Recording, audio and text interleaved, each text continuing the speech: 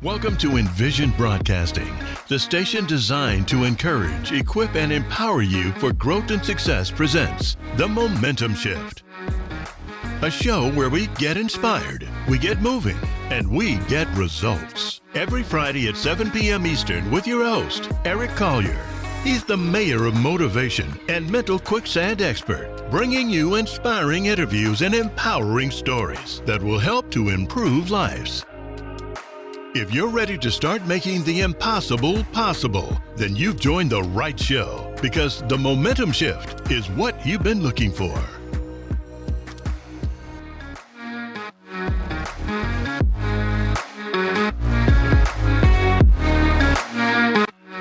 Welcome to the Momentum Shift, a show where we get inspired, get moving, and get results. My name is Eric Collier. I'm a veteran of the United States Army and Navy. I'm a two-time Amazon International best-selling co-author, and I'm an entrepreneur.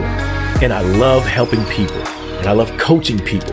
And I've done that successfully for over 20 years because I really want to see people win. And there is no greater feeling of joy than to witness someone who has just experienced that aha moment go on and change their lives and start doing what they thought was impossible and turning it into what is possible for them. So my goal, my mission each week is to simply do this: help improve lives. That's all I want to do.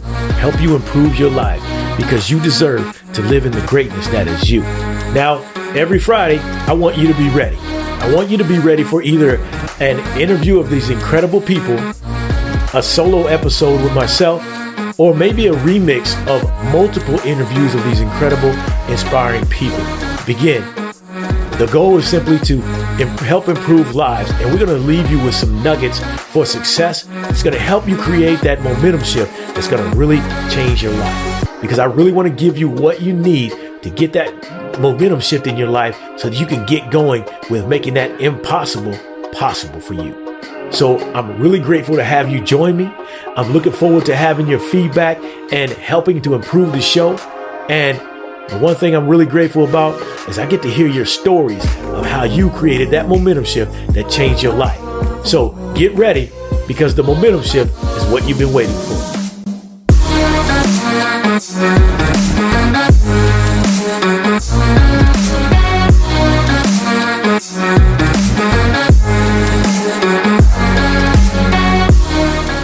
Hello, I'm C. Eric Collier, and welcome to this episode of the Momentum Shift Podcast and Radio Show, a show designed to get you inspired, get you moving so you can get results. As always, I'm excited about my guests. My special guest this week is Dr. Betty Murray. She is the founder of the Menrva Project, as well as the founder of the Living Well Dallas Functional Medical Center, which is the largest medical center in North Dallas. She's doing some great things. You may have seen her on CBS, NBC, Fox, and CBS. Excited to have her and excited for this opportunity to join us today. Dr. Murray, thank you for joining me. No, thank you for having me. I'm excited to be here. Yeah, I think this is a near and dear, not near and dear topic. I'm not going through it, but it's a topic that is very interesting, simply because you see it in the household. You see it in the workplace, and you don't even realize what you're dealing with. And we see it, and just out in our day-to-day interactions. And so I'm excited to sit and talk to you about it. And people don't even know what I'm talking about, but hey, we'll get to it eventually. But your focus is women's health. And you're helping them better understand and maneuver through, I'll say journey, it may not be the right word, but maneuver through, what is it, perimenopause and menopause. Yes, that is right. That is right. So looking forward to talk about that today. First, I'm going to ask you, can you tell us a little bit about you? Sure. I'd be happy to do that. So I've owned Living Well Dallas, as a functional medicine center for over 20 years. And actually, this is not my original career. I had a sales and marketing background. When I went to college in the late 80s, I wanted to go to medical school. And I was kind of, pre-med biology major, but I also had a big interest in business, and for especially business people, like the movie, you probably are too young to remember this, but there's a movie that came out called Working Girls. And it was about trying to climb that corporate ladder and how hard it was for women. And that, for whatever reason, I wouldn't say it's, like this extraordinary movie, but there was a part of me that really loved the business side, but then there was the scientist part of me.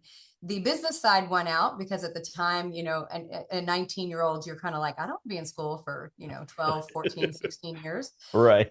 And so I came out for sales and marketing and did that for quite a few years. And then in the early 90s, in the dial-up days, I got swept into the technology boom. I'm very, very comfortable with like tech and or science. Okay. And so I ended up with a bunch of different certifications in tech and actually did that for 11 years. I was the first female hired into the company that I worked for, working in the IT department, reporting to the CTO. And that was a pretty brutal environment to be the only female walking into. And I can imagine around that time frame. Yeah. Getting paid a quarter as much and working twice as hard and twice as much responsibility, really. Right. And it was while working there that I was diagnosed with colitis, which is an autoimmune digestive disorder. And, I asked what I thought were legitimate questions, like, could I change my diet? Could I improve my trajectory? Because they were recommending these really, really, really strong drugs. And the doctor laughed in my face, this big barking laugh. It has nothing to do with what you eat. Oh. And I was like, that's going to be interesting. It's a digestive disorder. Right. And so I was already, taking yoga, teaching classes, doing meditation. I was doing all these other things for my stress. And so I was like, okay, I'm just going to go back and start taking some classes. And I went back and ended up going back and kind of getting the prerequisites and earning a human nutrition science master's. And it was in biochemistry that I was like, oh my God, this is actually what I'm supposed to be doing. And so I, hung my shingle like most people who side hustle, right? We hang on to the corporate job and you side hustle. I hung that corporate shingle and then, came up with an idea with a girlfriend of mine, and we opened Living Well Dallas 20 years ago. And, we now have one of the largest functional medicine-based clinics in North Texas. But where I really started moving into perimenopause and menopause was, number one, autoimmune conditions affect women 10 to 1. So for every 10, 9 of them are women. Okay. And when we look at like all IBS, it's 3 out of every 4, dementia, 3 out of 4. And I'm like, okay, we can't ignore the fact that women are different than men. And there's obviously a chronic disease relationship here that has to do with our hormones because of that. And then when I started going into perimenopause, I actually started that process early. So for your listeners that may not know what perimenopause is, that's the symptomatic time period before the official 1-year anniversary from the last time you had your period, right? That's the day of menopause. And then that from a moment forward, you're in menopause. You can call it post, but it's still menopause. But most people are symptomatic. In the United States, it's an average of 8 years. Okay. Right. So imagine having really debilitating symptoms for 8 years on average. And, that's a bell curve. So some people get very few and some of us get to enjoy, 15, 16 years of that. Right. Right. I started really early. I was in my late 30s. And even being in the medical community that I was in, which are basically the cutting edge physicians and clinicians, I was kind of ran down this rabbit hole of it's 100 other different things. Okay. And so by the time I went into my mid 40s, I felt terrible. Really, honestly, I did. I was like, I obviously don't know what's going on. I can't seem to figure this out despite being a skilled practitioner and, owner and thought leader in the industry. So I went back to dig into the research and I got another PhD and another master's in the process, really looking at how we metabolize hormones and how that may play a role. And the reality is women's healthcare is in a crisis. Yeah. It has been in a crisis, but we are at like a pinnacle point. Especially if we look at some of the things that are happening right now with science being defunded and, studies being just across the board, we won't do those studies anymore. Right. And so Menrva was really born out of the desire to help women navigate this process and give them credible, proactive, predictive, and preventative treatment. But it's also to be basically build the largest private longitudinal database of women's healthcare data outside of pharma and NIH. We don't need either one of them, right? We should own our own data and we should be able to understand our health. Because here's the other thing that you probably don't know. Women were actually excluded from medical studies intentionally up until 1993. No, I had no clue about that. So think about this, like all the drugs that we put Medicare patients on, they're all generics, right? That's part of the bargaining power of Medicare. So it's really hard to get a brand name. Yeah. Right? So that means those drugs have been out for a long time. The vast majority of those were never, ever trialed in women.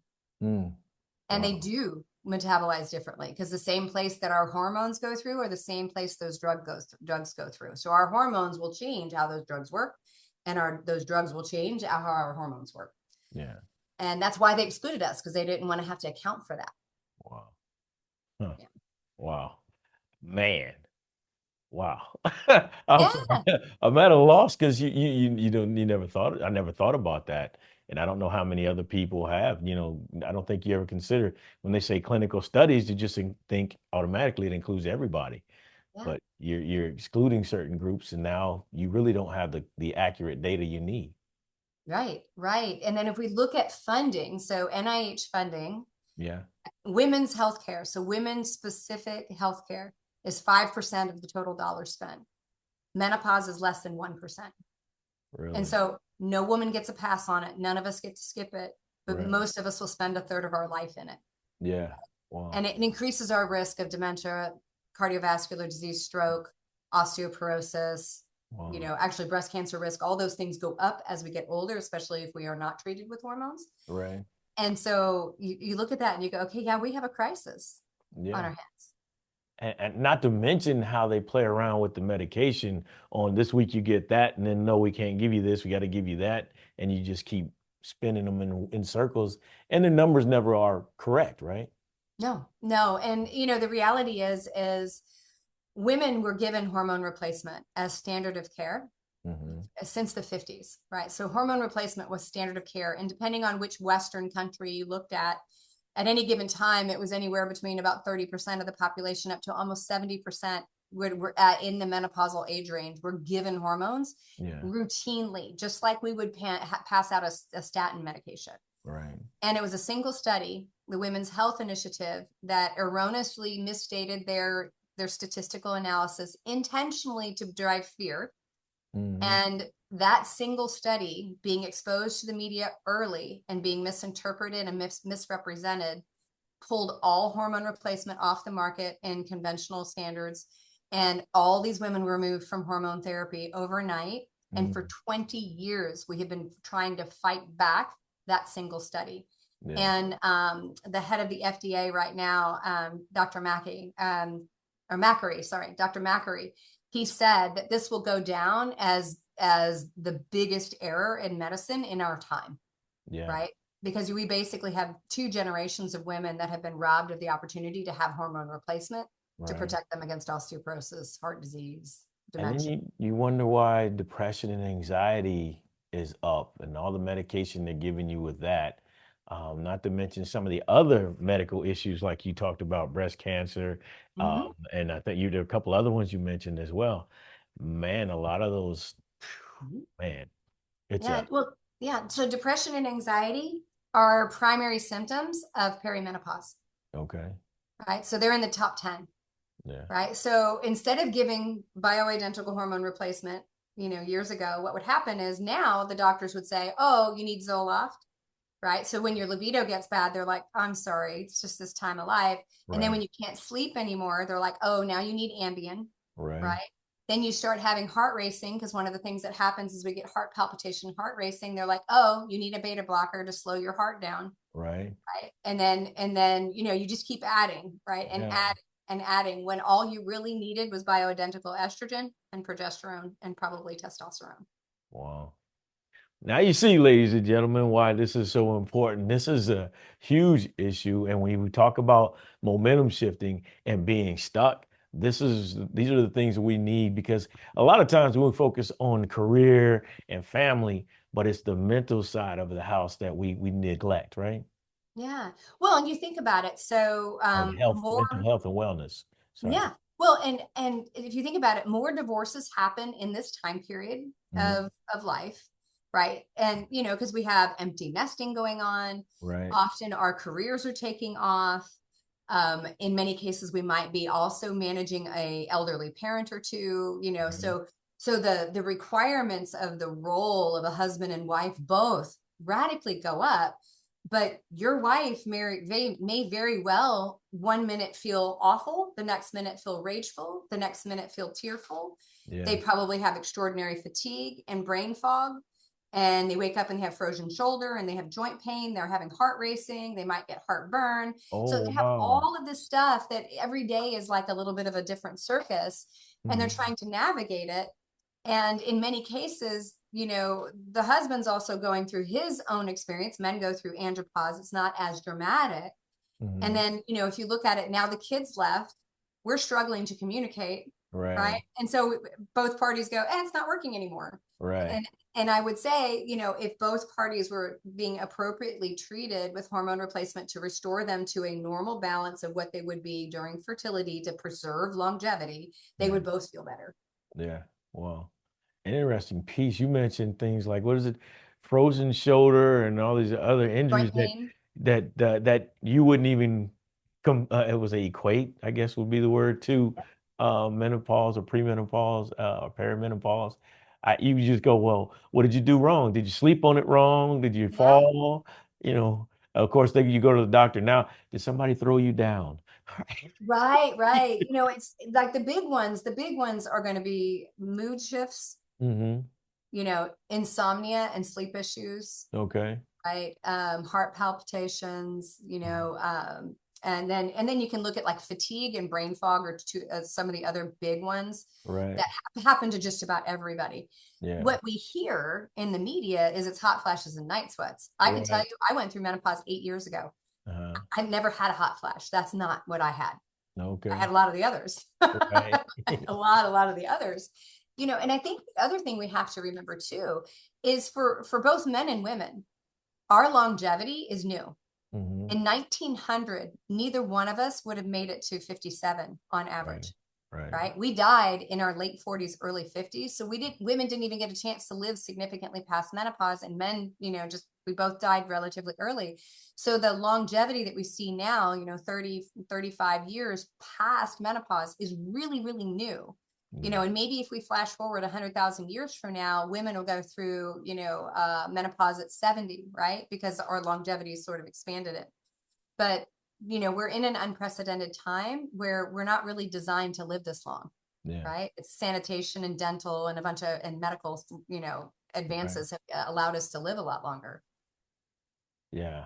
It's an interesting piece. And I think that's for me, this is why, like I said, I'm excited about talking about this because I think how the mindset is what we always look at.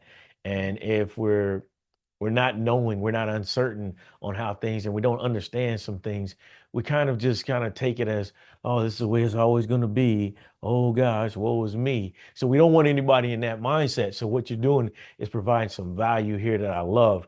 And so I got to ask you, like, what are some steps? Maybe I think I've heard you talk about some of your daily routines that people Yeah. could actually incorporate in their life. Yeah, I mean, obviously, I'm a huge proponent for women. I think every woman deserves the right to examine hormone Mhm. replacement therapy in the form of what we call bioidentical. So, bioidentical means like if you think of your hormone estradiol, right? So, that's one of the male or the female hormones that we make. Think Was of it that as like a key. estradiol? Yeah, estradiol. Oh, estradiol. And Okay. so, think of that as a key. So, All when right. it's bioidentical, it's like you took that key down to Lowe's and had a Mhm. copy made. It Okay. fits every time in the lock just right. The synthetic forms that we use in birth control or that we use in products like Prempro, which is basically horsehair urine and a synthetic progestin, those don't quite match. They look just a little bit different. So it's kind of like getting a key that kind of fits but doesn't really have to jiggle the lock. Right. And they don't work the same. So bioidentical hormones are the same as what you do. So every woman deserves the right to examine that if they're in that perimenopause transition, if they're in menopause, even if they had it a while ago, they Mhm. still deserve the right to look at it because Mhm. it's never an absolute a no that you can't have them, even if you went through menopause 15 years ago, right? Mhm. We examine everybody's health and really where it goes, because that helps restore all systems. But when we look at it, it's not a magic pill, because I've seen online on Instagram, people are like, restore my hormones, drop 20 pounds. And I'm like, Right. okay, hold on a minute. I've been doing this for a long time, and And I'll be really honest, me personally, I'm an overachiever, type A. I like to burn the candle at both ends. And believe me, I tried to figure out how to do stuff with less sleep, all of that stuff. You can't supplement past it. The lifestyle stuff is really important, particularly as we move into this decade and beyond. Yeah. And so the first thing I always look at is the quality of rest. Right? Is the quality of sleep, so it's dialing in that sleep hygiene, going to bed at the same time every night, and ideally being horizontal before 10:30. Okay. You make it past 10:30, you get a second wind. Almost everybody will say, oh yeah, I got a little bit sleepy, but then I made it to 11 and I'm not. And I'm like, well, that's because you were supposed to go to bed when you got sleepy. Okay. All right. Can you explain that one? So sleep, the urge for sleep is brought on by the buildup of a thing called adenosine in the brain. Okay. Caffeine blocks that. So when you do caffeine, it blocks adenosine. Okay. So as adenosine builds, it causes what they call sleep inertia. So it causes you to be sleepy. So a lot of times we might get sleepy, but then we pick up our phone and we start playing with our phone, emitting blue light. So blue light blocks some of the melatonin production, which helps tell your body, hey, it's time to go to bed. Okay. So we do something to stimulate ourselves to sort of block that effort of your brain to say, hey, it's time to go to bed. Yeah. Right. So I tell people, dark, cold room, ideally no phone for 2 hours before bed, because that stimulates the brain and turns on blue light activity, which tells your brain not to make melatonin. There's a lot of people going, that doctor is crazy. Crazy. Yeah. But it's true. Like if you really don't wake up feeling rested, put the phone down. Right. Believe me, Instagram and TikTok can wait. Right. Because if you think about it, anybody in my age group, we survived before phones. Right. And we had a quarter and a radio and a TV. Yeah. Well, and the other thing, if you think about what it does, is that all those algorithms are there to trigger you, right? Yeah. They're there to trigger you and keep you tied up, and especially if they can keep you worked up, anxious, or angry. Yeah. Right. And so I'm just like, take that stuff away, right? Read an old school book, right? Or something like that, something that requires dim light. Yeah. Some people can take like a warm shower. That actually helps it raise your exterior body temperature, which then makes your internal core body temperature drop, which helps put you to sleep. Okay. So going to bed, right? And having a cooler room, that usually helps us stay asleep. And then having a consistent wake up time. And one of the most valuable things for sleep is actually getting early morning sunlight, especially as the sun is coming up. So as soon as you wake up, get outside if it's bright out, or as soon as the sun comes up, because obviously it's wintertime, it's a little harder. Okay. You want your exposed eyes without sunglasses seeing the sun, because what that does is it sets your circadian rhythm. So it tells your brain, hey, X amount of hours from now, we're going to get tired. Okay. So early sunlight actually helps vitamin D production, and it also helps melatonin receptors work. Okay. So early morning sunlight improves your sleep. Right. And it's also a great time to get a little bit of fitness or exercise if you do it early in the morning. But fit exercise in where you can. Yeah. When it comes to exercise, a lot of women, and I would say men too, in this age group, our metabolism slowing. A lot of it's because of our hormones. A lot of us decide we're going to double down, and either we work out more, right? Yeah. And then like, I need to do it more and more and more. Or we go, forget it, I'm not going to do anything. Right. It's like two extremes. Once this week, once another month. Right. So our goal is to really get a fitness routine that works for this time period. Yeah. So for women, weight training, resistance training is an absolute must. Okay. Right. So the risk for women, an average of 50% of women over 65 will fall and break a bone. Right. So over 65 years old, 50% of us are going to break a significant bone. So this isn't like the thumb. This is like significant. Okay. Of those, 50% will never regain the mobility they had prior. All right. Right. And of those, a significant portion will actually die from the injury. They'll either get an infection or something else. It is huge. Yeah, huge. That is. And it's because of bone loss, right? Hormone replacement helps that, but we need resistance training to build and continue to keep stronger bone.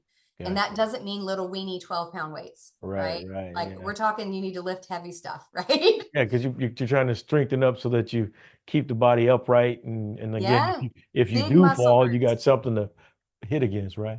Yeah, I'm like, work the badonk butt, like that's what I'm like. You want to work your booty, your legs, your back, right? Yeah. Those are your big muscle groups pressing overhead too. Yeah. So if women have never exercised before, I'm like, hey, it might be a good time to like get a trainer, have somebody teach you how to do it safely, put together a routine that works, do that 3 times a week.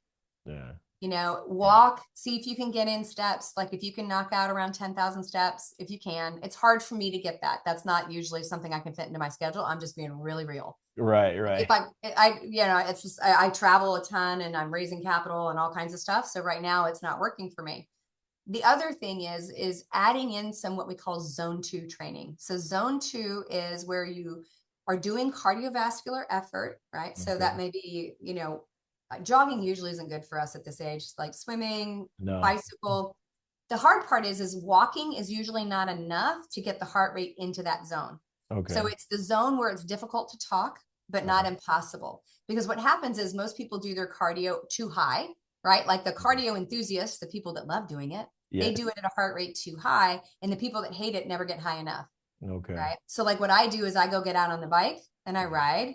And so for most people in their midlife, that's about 135 is your heart rate, Okay. right? So if you wear something that can capture heart rate, you can see that, and you want to do it for about an hour. So I do that like once on the weekend. All right. Those things, lifting weights, doing that makes your brain more efficient, makes your heart more efficient, helps your powerhouses in your cells become more efficient, Right. and it gives you adequate sort of exercise to help with weight loss and muscle building, right? You Okay. can always add more on top, but some people like overdo it and they do Orange Theory 5 days a week, or they'll also go, I'm doing Pilates twice a week and that should be sufficient. I'm like, it's not. It's not. We need to move heavy stuff around. Gotcha. So exercise is super important. And then from a diet standpoint, you know, um, there is some major bio-individuality to diets, right? Some of us Yeah. process different foods better and other things, but generally, most women need a lot more fiber in their diet. Okay. And there's a big difference between taking fiber pills and eating fibrous vegetables and fruits, Okay. legumes, nuts, and seeds. Okay. Right. So like a lot of people go, I'll just take a bunch of fiber supplements. And I was like, what's crazy is the research shows it's not the same as eating the vegetables with the fiber. Yeah. Right. So we have to Right. eat veggies, eat fruits, right? Ideally Right. in their natural form. And the reason why is that it helps to reduce inflammation and reduce what they call visceral fat, which is the stuff around the middle, right? Okay. The belly, right? Yeah. That we don't like, the muffin top that shows up. Right. And particularly what it does is it increases the fat underneath the muscle, which is dangerous, right? It causes Yeah. heart disease and other stuff. And protein, right? Yeah. Getting adequate protein and ideally leaner proteins. So, when we look at the ability to make muscle as we get older, we're significantly impaired compared to what we were at 20. And Okay. so what that means is we need more dietary protein to synthesize and make muscle. Yeah. And that means, animal protein in most cases. If somebody's vegetarian and vegan, they can do it, but you end up with a ton more carbohydrate just because all vegetarian vegan foods are carbohydrate first, then protein. Right. And hydration, water. I heard you talk about that. You said you lose a significant amount during your sleep. And I'm Yeah. like, what? I'm not Yeah. exercising or anything. What do you mean?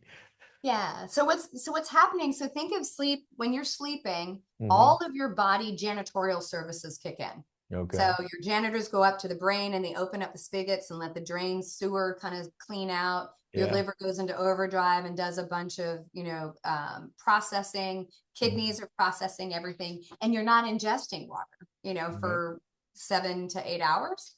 Right. And so all of those things take fluids, right? And take Okay. water. So by the time you wake up, you're actually down anywhere from about 20 to 32 ounces of water, right? Okay. You're actually slightly dehydrated. That's why if you ever like look at your urine in the morning, like if you were to pee in a cup, Right. it's Right. really dark, right? Gotcha. And it's because you're a little bit dehydrated compared to Oh, what you would be normally drinking normally throughout the day. right. So, Okay. having like a big glass of water before you do anything else in the morning is a great way to start sort of replenishing where you were. Okay. So I heard you say it. You talked about sleep, and I think you just said 6 or 7 hours a second ago. You talked about waking up and seeing the sunlight. For those who aren't getting 6, 7 hours, those who are going in the morning and it's dark and they're getting off work when Oh, it's I dark, know. what do you suggest for them? Because that's kind of, I equate that to living in Alaska during the dark months. No, you're exactly right. I like daylight saving times makes me crazy because nothing's Yeah, worse than getting up in the morning and it's pitch black. You're like, yeah, yeah. because I feel most people like seasonal affective disorder is driven a lot by that time change. What was it again? Seasonal affective disorder. So that Okay. is when people get more depressed and have, particularly during the winter months when they don't have exposure to sunlight. Okay. We're like plants, we need sunlight. Right. And so, but many of us, because of our work, we go in the morning and then we're trapped in a building somewhere, probably without windows. And then Yes, right.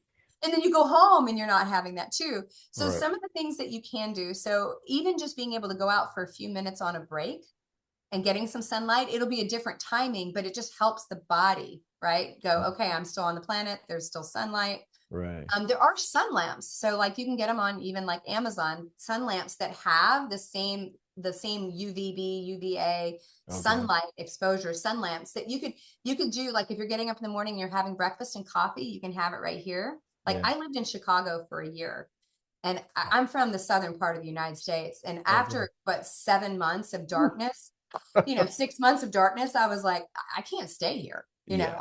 I was morose. I was like, this is really hard for me. Yeah. I grew up in It's, Illinois. I know what you mean. yeah, yeah. So there are, and they aren't terribly expensive anymore that you can literally put in front of you and like get ready. Like women, if you're getting ready in the morning, putting on your makeup, it's great because you actually get really good makeup coloring. Yeah. But it literally is like looking at the sun, right? Yeah. And that can help. We prescribe those even for seasonal affective disorder. Yeah. So anytime you can get a little bit of sun exposure, it's great because that just helps your brain know, hey, that because every part of our body, every cell in our body, including the microbes in our gut, all have a clock. Okay. They have an internal clock, and that internal clock is driven by sunlight exposure, circadian rhythm. So we're all tied to the planet and what the planet is up to. Right. And so when that's in sync, we actually do better. Okay. That's why I like shift work. My husband was a firefighter and a paramedic, so he worked a 24-hour shift. Right. They have a higher risk for obesity, basically every mortality condition. Right. Shift workers, even if they do really safe work, have a higher risk because they're working against the natural rhythm of the planet. Yeah. You never Sometimes really we get can't get away from that. right. Yeah. Yeah. It's that you never really get a routine down, right? Or your No, routine is just off and you just all the keep time. moving. Yeah. Yeah. Yeah. So I, wow, you covered a lot. But I thank you, but I'm gonna give you a break on the medical side of it. But I Sure. want to go to, you talked about when you first started, you were looking at business Hmm. and you decided, hey, this is not for me, and you went a different direction. I think that to me is a big piece on shifting momentum in our life. Yeah. And so you set a goal and you went for it, but what you Yeah. found was this really wasn't it. So when I talk about momentum shifting into what we thought was impossible, I think it's a big piece because we set a goal that we believe we can accomplish. Then we get there and you're like, this ain't it. And you just keep moving forward. No. And now you're doing something you didn't believe, was possible. So I congratulate you on that one. I think that's huge. Yeah, thank you. I've had three distinctly different careers, all Yeah. requiring new education, new commitments, Yeah. and a willingness to do it in the face of adversity and no answers, Yeah. right? Right. Because a Yeah. lot of times we'll stay stagnant because we want the familiar, no matter how painful it might be, is Right. more comfortable than the unknown. Yes. And from my experience, the leaping into the unknown, there is always the other side of the trapeze on the other side. We just have to be willing to let go of the other one. That's a big piece. That's a huge one, right? What is it? I think I've heard. If you're willing to let things go, you open the door for other things to come into your life that you want, right? Yeah. Yeah, Yeah. I think that's That's big. So very let true. me ask you this: you mentioned you're married, Mhm. a mom, Um, right? my mom. So Oh, my you're a mom. You're a mom as well. no, I'm not a mom. Okay, all right, okay. I'm not a Because I mom. was going to ask. I'm a dog mom. Very important. But Yeah, I he's had pretty spoiled at this point. but I had to ask because even if you're not a mom, if you don't have any children at home, if you're married and you're going one route and you decided, hey, I'm flipping the script, I'm going a different way, Yeah, and because you're that not alone doing that. yeah, exactly. Yeah. What are some of the challenges you faced, if you don't mind sharing, Yeah. with, hey, bringing this to your husband's attention? Hey, look, I decided I'm going to go a different route. This is the Yeah. money's great here. This is cool, but I'm deciding to go this way. Talk to us a little bit about that change, if you don't. Yeah, first I'd have to say my husband is amazing. Okay. He has always been supportive of everything, even when it was like I am leaping and this is a massive financial commitment and it may or Right. may not make it. He's always been really, really supportive. Did And you to give check you his heart rate? Huh? Yeah.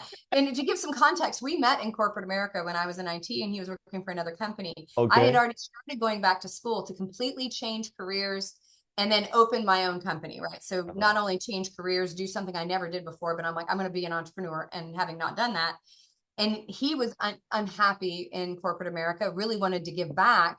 And he decided, he came home one day and goes, I think I figured out what I want to do.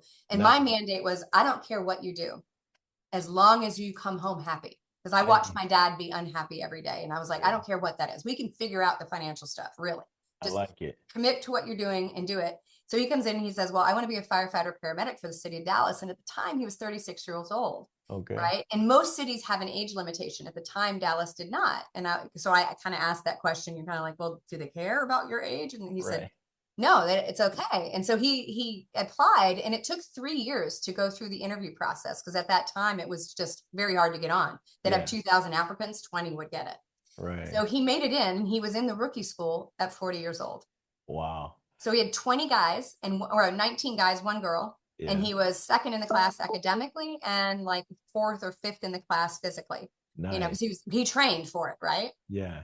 But we did that at the same time, and I walked away from a corporate job. So we both walked away from a pretty comfortable, I wouldn't say cushy, but comfortable. You know what you're going to make. You have a 401k. Right. And at that time, being a firefighter in Dallas was a $36,000 a year job. Oh yeah. Right. A cut, And huh? I was like, I'm gonna be an entrepreneur. I'm not gonna make any money for 3 years. But we're gonna make it. Yeah, but I was like, I'm just gonna grind it out. And so he was, we were both supportive. And I look back and I'm like, I don't even know how did we get there? Yeah. But the reality is, being an entrepreneur, your partnership either makes you or breaks you. Yeah. If you have somebody that's there, it doesn't mean that you don't have hard conversations, right? Right. But if you have somebody that's there, that's kind of in your corner saying, I'm behind you, I believe in you, I've got your back, it is really hard to do it because they're without even design and without even being aware of it, they're constantly undermining you. And I'll Yeah. just kind of give an example. My mom, who thought entrepreneurship was the seventh circle of hell, Right. Yeah. I thought I was the most egregiously flighty and irresponsible person because I became an entrepreneur. So Right. every chance she gets, she'd keep going after me. So I didn't cut her off, but I wouldn't allow her to talk about it because I was Yeah. like, I don't need your muddy waters filling mine. Right. Right. And so I think if somebody's listening to this and they're an entrepreneur, being able to find consensus if you're partnered and being able to get support is really important because it is really hard to try and wall it off and pretend it's not there. Yeah. I think that's a big piece as well because I grew up at a time. My dad spent 40 to 43 years at My one dad too. company. And when I told him when I got out of the military and I started working with a company, and then what, 2 years later I'm moving to another, he goes, "Are you sure you want to do that?" He said, It's not going to look good to employers. I'm like, no, because they fire you anyway. The average "This- lifespan's 2 to 3 years in a company, and then they boot you out, and you have to get like the world has changed. yeah, exactly. It was like, "Whoa, are you sure? You're gonna do what? Oh my goodness. What are you doing with your life?" Yeah, yeah. Yeah. And my dad did the same thing. Yeah. Pension that went away before he retired. So all of a sudden, what he thought was going to be there isn't there. Like, Yeah. just Oh, the world that has changed, right? it There's has. there's It has. actually there's actually no place where you have the most control Yeah. and the most ability to change your life experience than being an entrepreneur, Yeah. right? But it also comes with a lot of risk Yeah. at the same time. Hey, that's a big piece, and I think that for me, I think you having the mindset to be able to say, "Hey, look, this is the route I'm going. I don't know what's going to happen, but this is the route I'm going. I'm looking to be happy when I come home." I think that is why I do what I do. I think that's the important piece for me as well. There's nothing like going to work and being around people that just you don't want to be around. They're Yeah. they're not helping you grow. They're trying to keep you down, and then you're not doing what you love to do. I'd rather be doing what I love to do all day long. So I love that. Yeah. Yeah. And I think it's also important to get a coach. I can't remember. I'm going to say this wrong. It's like, don't ever take advice from somebody that you don't want to be. Mm, Right. Because there's people in your circle that, may have lots of things to say right. about what you might be doing. But like, Yeah. if they don't have the life you want, don't listen to them. Right. So it's Yeah. good to get around. Yeah, like you're the sum of the people you spend time with. Yeah. So if you aren't around people that are trying to achieve the goals you're trying to achieve, it Yeah. is time to branch out and get a new group. Yeah. Because otherwise it's the crab pot theory. They're going to pull you back in, you know, Yeah. and you have to. And sometimes it also means getting a really good business coach, because the other thing is you can't see the picture when you're in the frame. Right. And having somebody from the outside that's like, don't do that. I already did that. That's not going to work, or have you thought about it doing it this way, is so, Yeah. so very valuable. And Yeah. I was kind of late to that game. I was probably about 10, 11 years into my entrepreneurship journey. Some Yeah. of that was my own mindset. I was like, oh, I can't afford a coach. And I'm like, I really can't afford not to have a Exactly. coach. Right. Yeah. I think that was the biggest eye opener for me was when you come to them and you start talking about things, they go, well, what does that look like? I'm like, I don't know. Well, think about what does it look like? Because you just automatically go, well, I don't have it. I can't do it. And you shut everything down. But Right. when you start exploring it and thinking about it and then visualizing it, and you go, oh, I can do that. Yeah.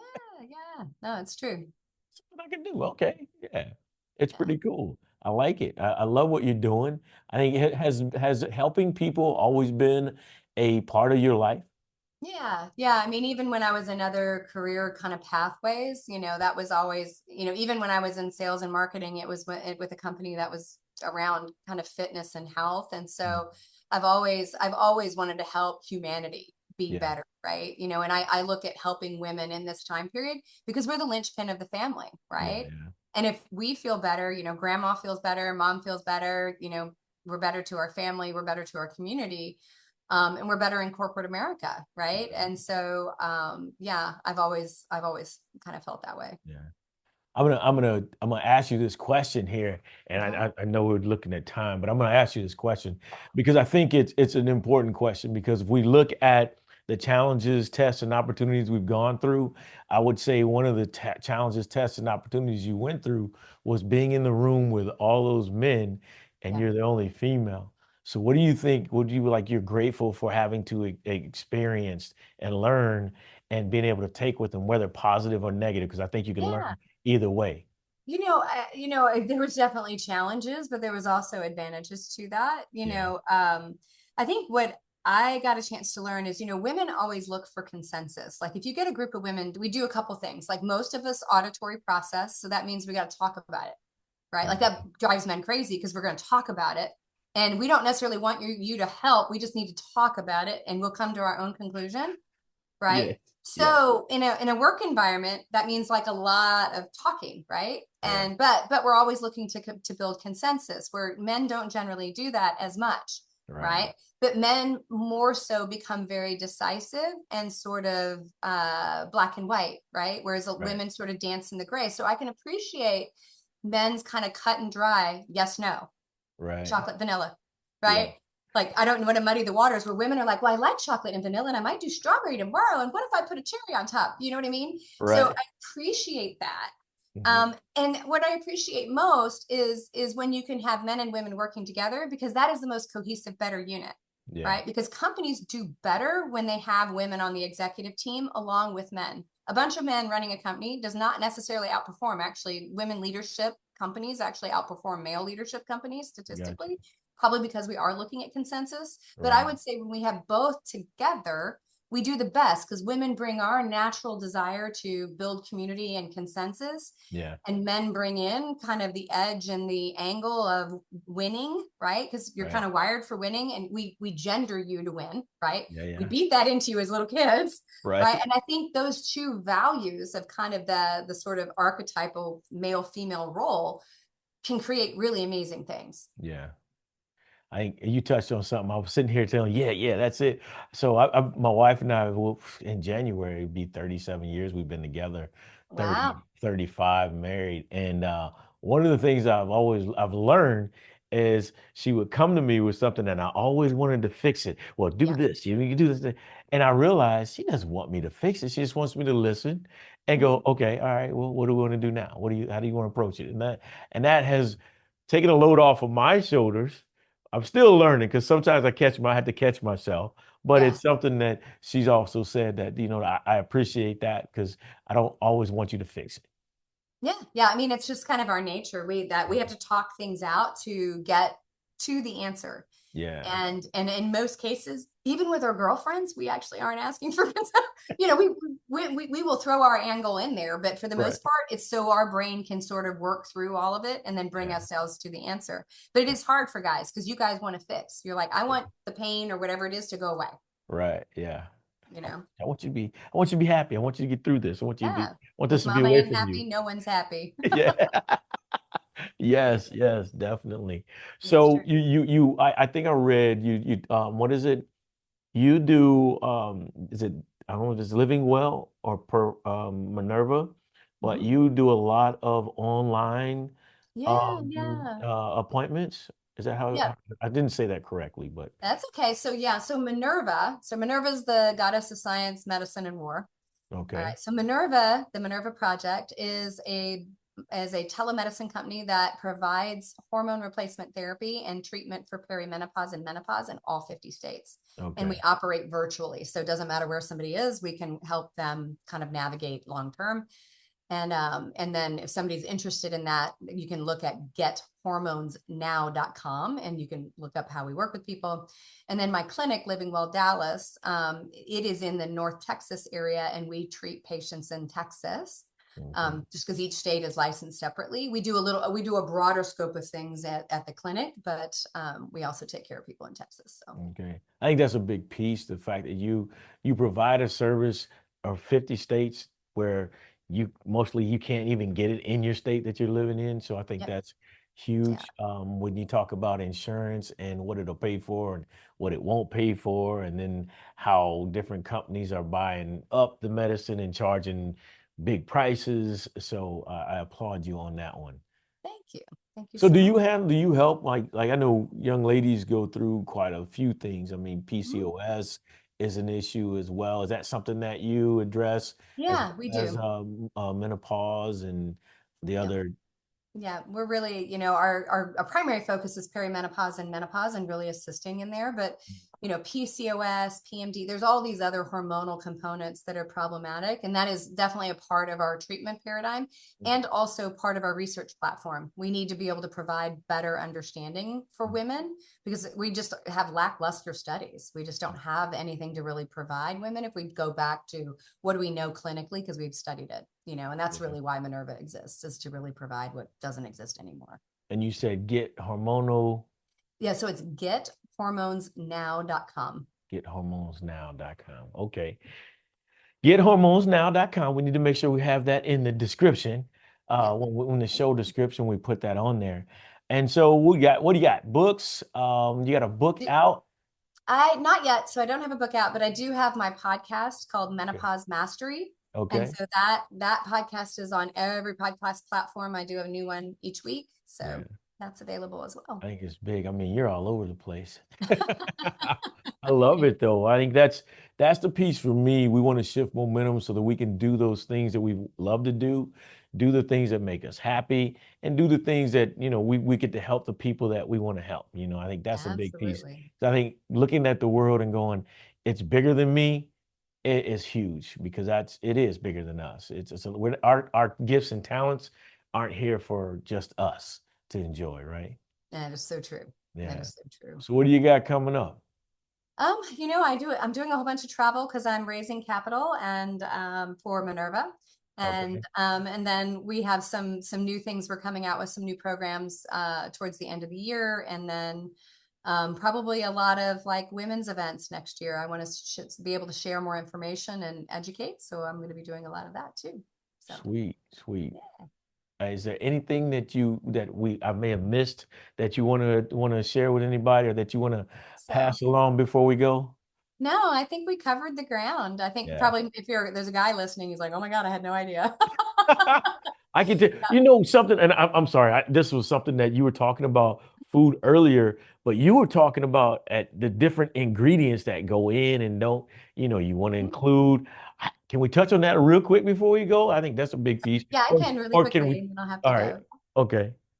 Thanks. Yeah. So, different food ingredients can help your body get rid of toxins, right? So most of our toxins look like estrogen. So your brassica family, broccoli, Brussels sprouts, cauliflower, kale, all of those actually help estrogen detox, right? So they help your body get rid of excess estrogen, which is also plasticides or herbicides, pesticides, phthalates, fragrances, all of those things look like estrogen to our body. So if you have painful periods, heavy periods, other things like that, you can eat more of those foods and help your body detoxify. Your things like turmeric are inflammatory, and things like citrus, the flavonoids that are in citrus are also support detoxification. So sometimes just improving our diet actually can make our symptoms better. See, that's cool. Yeah. Ladies and gentlemen, you just got a bonus right there because we were getting ready to go. Bonus content. Perfect.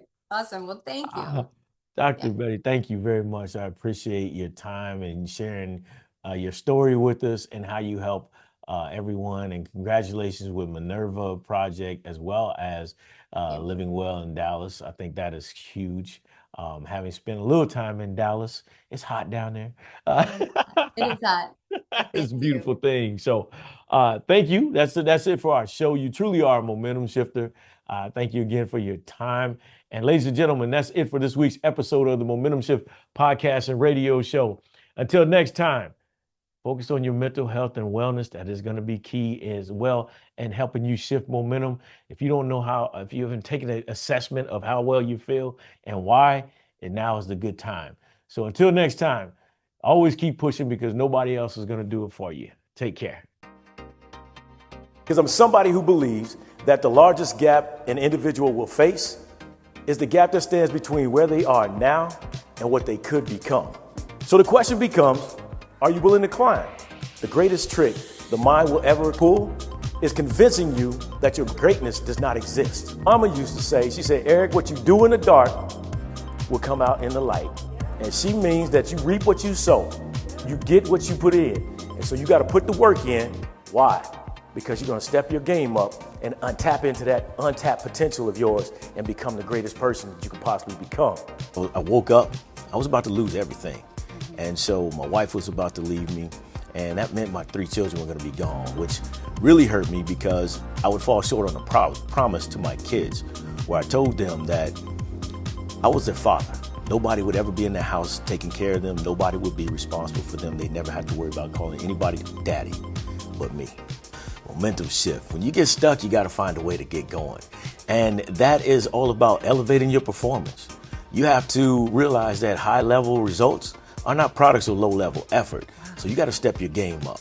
So you get stuck, you got to get yourself moving. And when you're down in the dumps, you're the only one that's going to be there. So you got to be your own hype man.